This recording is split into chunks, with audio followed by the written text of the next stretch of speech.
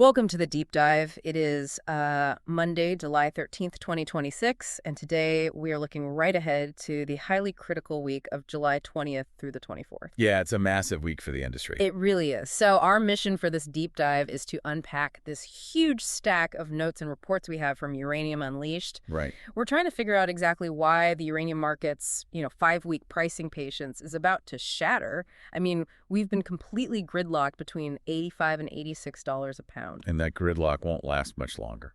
Okay, let's unpack this. We're looking at three major pillars this week. We've got a ticking clock on a major Canadian mine. We have crucial production data coming out of Australia and high-stakes geopolitical talks in the Middle East and Africa. Yeah, and, we really have to emphasize that this isn't just a normal week of standard data drops. No, not at all. It is a week of forced disclosures. Yeah. I mean, the uranium market fundamentally hates uncertainty.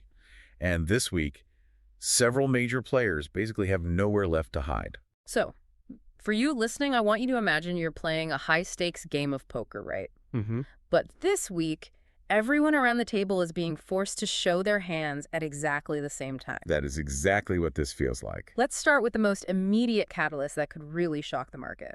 And that is the silence coming from Canada. Right, the situation at Cigar Lake. Exactly. So Cameco's Cigar Lake mine has been offline since July 1st, and it's all due to a sulfuric acid plant failure at Orano's adjacent McClean Lake mill. Yeah, it's an adjacent facility issue, but it halts the whole thing. Right, and the company's initial 2-week repair estimate, well, that has officially elapsed. It has. And with their Q2 earnings call scheduled for July 30th, they are legally obligated to disclose any material changes to their production outlook before that call. They absolutely are. It's like when a friend says they're running 15 minutes late, but an hour goes by with no text, Yeah, I know that feeling. At a certain point, the silence is the bad news. Yeah. So break down the actual math of this missing time for us. Well, what's fascinating here is just the sheer volume at stake. I mean, Cigar Lake is licensed for 18 million pounds annually. Wow, 18 million. Yeah, and Cameco owns 57.418% of it. So that is about 10.3 million pounds for them. Okay. So if you have a 3-week full suspension, that removes roughly 600,000 pounds from Cameco's 2026 program. That's a huge chunk. It is. And at term prices around $95 a pound, you are looking at approximately $57 million in deferred or just lost revenue. So we're looking at a pretty binary outcome for this week. Exactly. It's either a bullish relief rally if they finally announce a restart, or it's a bearish guidance downgrade. Right, which would be a massive deal. Yeah, because that would be the very first disclosed disruption to Canada's flagship operation in this entire current bull market. It would definitely send ripples through the whole supply chain. So from a potential supply deficit in North America, we really need to pivot to a massive new demand signal emerging in the Eastern Hemisphere. Yeah, the demand side is getting really interesting. It is. So let's look at Wednesday, July 22nd. Paladin Energy is releasing its Q4 FY 2026 report. Right, and they've been doing well. They have. They've had 4 consecutive quarters of improvement at the Langer Heinrich mine in Namibia. They even recently raised their guidance to between 4.5 and 4.8 million pounds. Which is solid operational performance. It is, but here's where it gets really interesting. The real story here isn't actually the production data. No, it's the timing. Exactly. It's the date, July 9th, when an Australia-India enabling framework was officially signed. Yes, and that is a critical piece of the puzzle.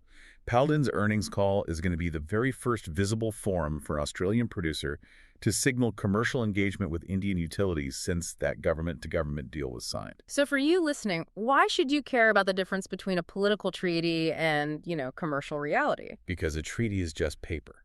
I mean, a treaty removes the red tape, sure, but a mention of Indian offtake on this Wednesday call, that is the first proof of real money actually moving. It validates the commercial layer of the deal. So we just looked at current supply and demand. Now, let's examine the future supply philosophy of the biggest players in the world.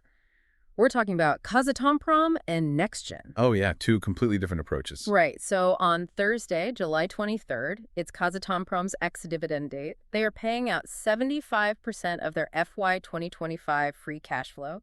That's KEZT 1,292.27 per share. That's a significant payout. It is. But more importantly, they are about to release their Q2 operations update. And that's what the market is really waiting for. Yeah, especially because meanwhile, over in northern Saskatchewan, you have NextGen Energy. They are sitting on over $1 billion Canadian dollars. $1 billion is a massive war chest. Absolutely. And they are expected to announce the summer commencement of full-scale construction at Rook I.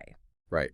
And if we connect this to the bigger picture, Kazatomprom's dividend and their upcoming Q2 data is crucial. Yeah. Remember, they had a 9% year-over-year production increase in Q1. Yeah, people noticed that. So this Q2 data is going to prove whether their strict value over volume discipline is actually holding. Are they really keeping pounds in the ground to preserve high prices? But wait, let me push back on this a bit. Sure. If Kazatomprom is intentionally holding back volume to preserve value, and NextGen is about to break ground on a mammoth 30 million pound a year mine. Right. Aren't those two forces on a collision course? I mean, 30 million pounds a year is huge. It sounds like a collision course, but you really have to look at the timeline. NextGen's site preparation is the largest single development stage milestone of 2026, targeting those 30 million pounds a year. Okay. But the reality of breaking ground in the remote Canadian wilderness today means those pounds aren't arriving until the 2030s. Ah, I see. Yeah, so the NextGen news actually reinforces the narrative that new Tier 1 supply is a full decade away.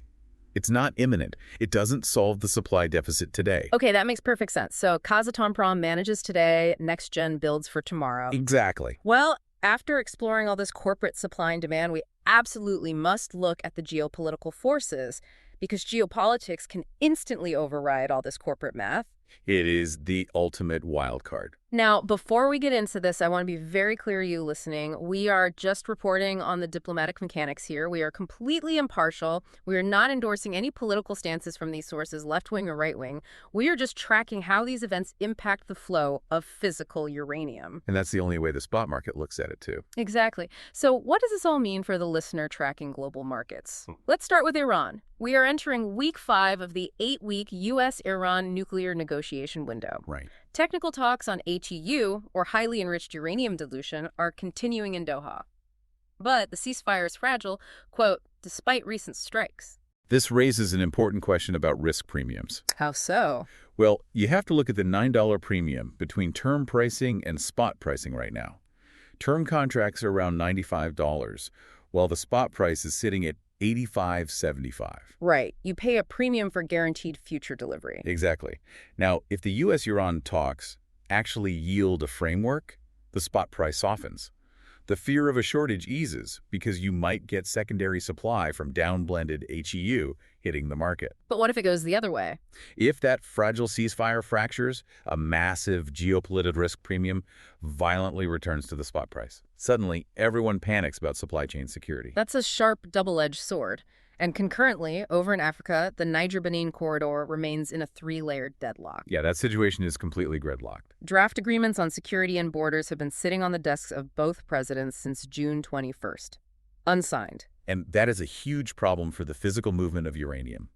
Niger is landlocked.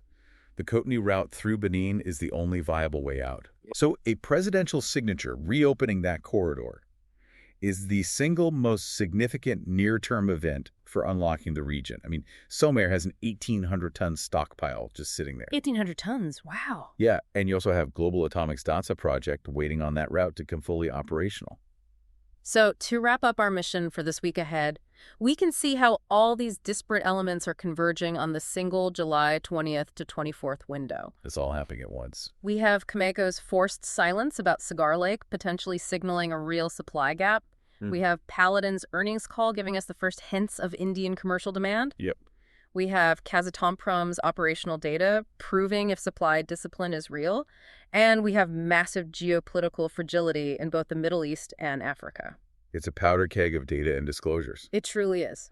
And I want to leave you, listener, with a final provocative thought to ponder this week. It builds right off what we've been talking about. Let's hear it. We spent a lot of time today discussing Cameco's struggle to fix a single sulfuric acid plant at a neighboring mill.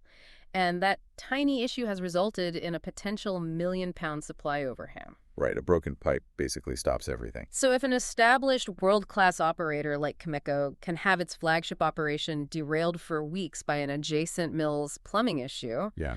What sort of unexpected multi-year bottlenecks await NextGen as they try to build the world's largest single-source uranium mine from scratch in the remote Canadian wilderness? That is a very sobering thought. Thank you for joining us for this deep dive. Keep your eyes on the tape this week, and above all, stay curious.